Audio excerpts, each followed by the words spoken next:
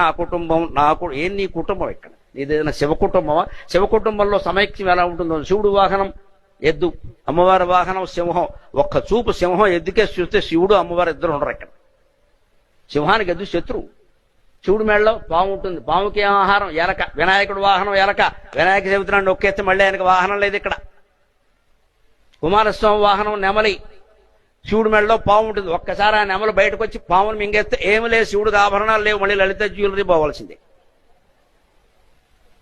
ఇంత వైరం ఉందండి శివ కుటుంబంలో. ఒక వాహనానికి ఇంకో వాహనానికి పడదు. పరమశత్రువులందరూ కలిసి ఉన్నారు. ఎందుకు తెలుసా?